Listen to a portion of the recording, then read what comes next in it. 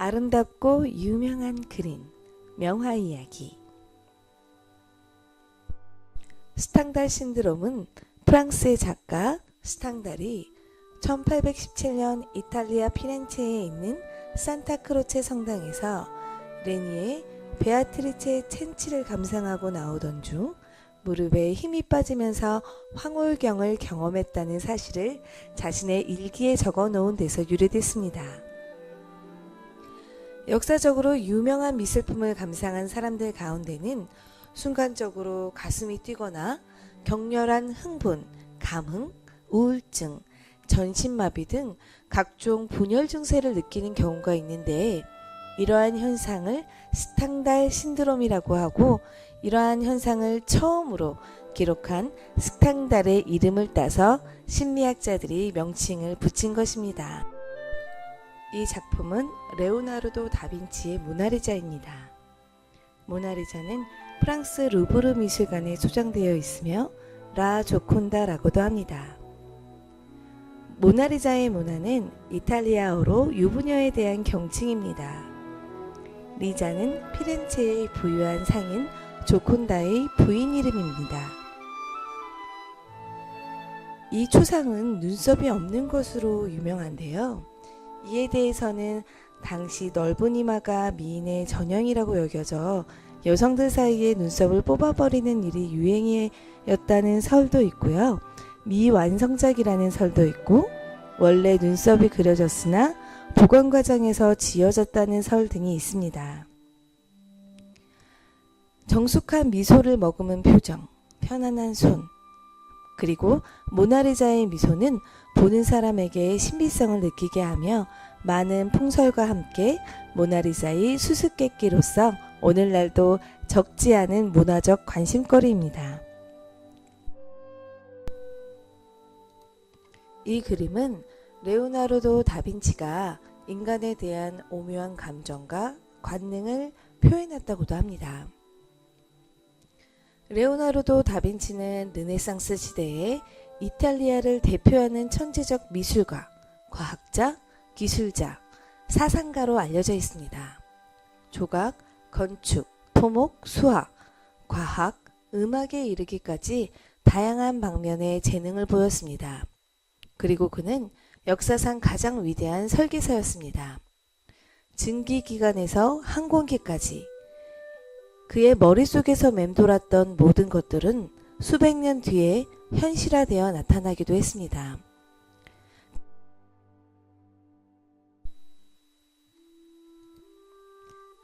이 작품은 오규스트 르누아르의 두 자매입니다. 르누아르는 프랑스에서 태어났으며 4살 때 파리로 이사를 했습니다. 집안은 가난한 양복점을 운영하였고 13살 때부터 도자기 공장에 들어가 도자기에 그림을 그리는 일을 했습니다. 프랑스 미술의 우아한 전통을 근대에 계승한 뛰어난 색채가로서 인상파에서 벗어나 독자적인 풍부한 표현과 원색 대비에 의한 원숙한 작품을 확립했습니다. 르누아르는 이 그림을 통해 새로운 기술로 마스터한 새 강조기법을 사용했습니다. 활기가 넘치는 색선과 변화무쌍한 붓터치를 구사했습니다. 두 소녀의 얼굴은 매우 아름답게 표현되었고, 도자기 표면처럼 반짝이는 얼굴의 윤기를 명암으로 표현되었으며, 어린이들의 눈동자는 놀랄만할 정도로 선명하게 표현되었습니다. 투명한 푸른색은 순진무구한 눈을 통해 세상을 새로이 바라보려는 작가의 욕망이 드러나기도 합니다. 졸업 후 피에르 쇠라의 그랑자트 섬의 일요일 오후입니다. 이 작품은 전묘주의의 대표작으로 알려져 있습니다. 그림을 자세히 살펴보면 수많은 점들로 그림이 완성되어져 있습니다. 당시 19세기를 주도한 과학적인 시각 이론과 색채 이론에 근거하여 화가의 눈을 카메라의 렌즈와 동일시해야 한다고 생각했고, 쇠라는 이런 이념을 실천으로 옮겨 수많은 점들로 그림을 그렸습니다. 거대한 화폭에 담긴 공원 풍경은 관객을 압도하고 다양한 색채와 빛, 그리고 형태들을 전물 화법으로 꼼꼼하게 표현한 작품입니다.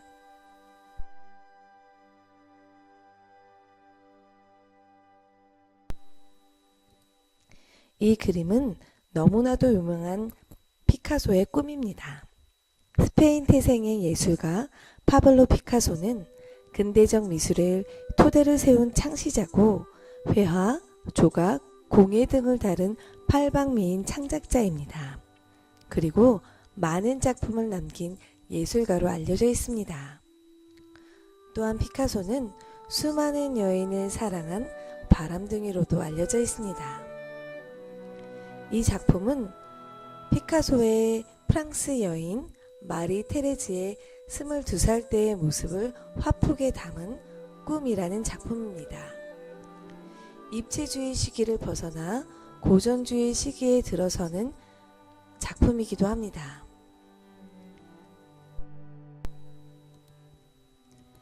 이 그림은 빈센트 반 고흐의 해바라기입니다.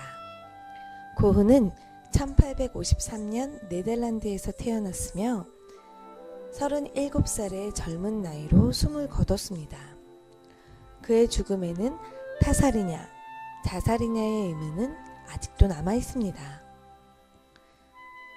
고흐는 좋은 미술 교육을 받은 적이 없으며 옛 화가들의 그림을 자세하게 살펴보고 그중 몇 개의 작품을 따라 그림으로써 미술에 대한 지식과 재주를 독학으로 익혔다고 합니다.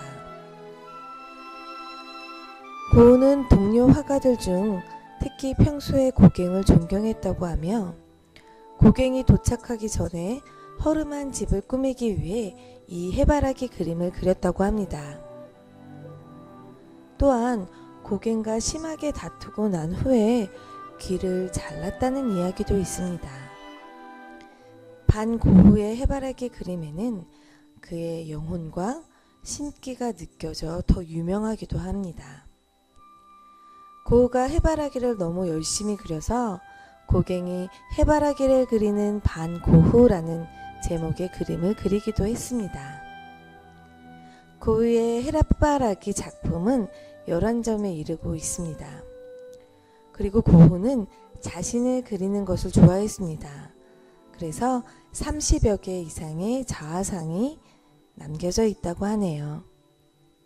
그 외에 고흐의 작품은 귀를 자르고 나서 그린 자화상, 별이 빛나는 밤에라는 작품이 유명합니다.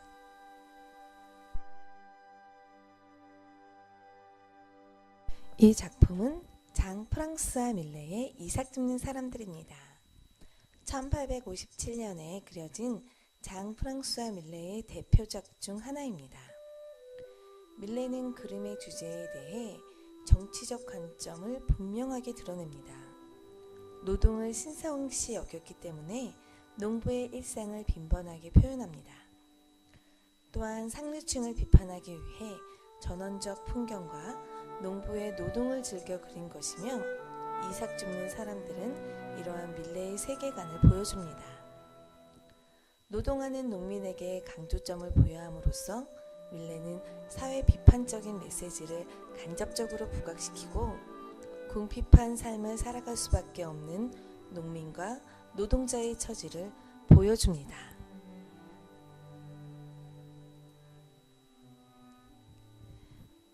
구스타프 클림프의 생명의 나무입니다. 오스트리아 출신의 대표적인 상징주의 화가 구스타프는 빈 외곽의 금속 세공사인 아버지와 오페라 가수인 어머니 사이에 태어납니다. 금속 세공사인 아버지의 영향으로 수많은 작품에 금이나 은을 사용했습니다.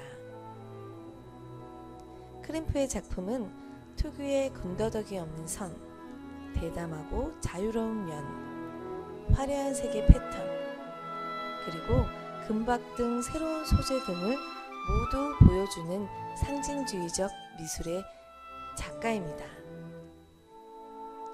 이 작품 생명의 나무는 하나의 그림이 아니라 세 가지 형태의 그림을 조합하여 만든 것입니다. 앞부분에는 기다림, 가운데는 생명의 나무, 맨 끝부분에는 성취라는 주제의 세 가지 액자로 전시되었습니다. 소용돌이 치는 나뭇가지의 모습은 생명의 연속성을 보여주고, 여러 갈래로 뻗은 어지러운 가지는 복잡성을 의미합니다. 그리고 생명의 나무에 앉아있는 까마귀는 죽음을 의미한다고 하네요. 구스타프의 작품은 작품 자체가 호화로운 값비싼 재료들로 완성이 되어 이루어집니다. 그래서 구스타프의 작품은 금전을 불러들인다는 속설도 있다고 하네요.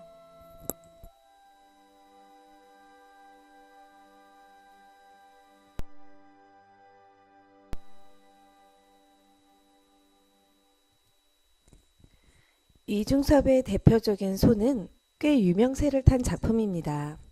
한국 근대미술을 대표하는 서양 화가의 한 사람입니다. 민족의식을 바탕으로 한 향토적인 주제의 그림을 주로 그렸으며, 피난 시절 가족과의 생활, 이별의 아픔과 그리움, 생활일기와 같은 그림을 주로 그렸습니다. 그의 예술 세계는 철저하게 자신이 처한 삶으로부터 비롯되었던 것입니다. 그는 어려운 시대의 개인적인 삶의 고뇌를 지극히 진솔하고 생생하게 표현해냄으로써 한 시대의 아픔을 나타내는 동시에 서양 미술의 화법을 완벽하게 소화 흡수하여 개성적인 조형을 성취하였습니다.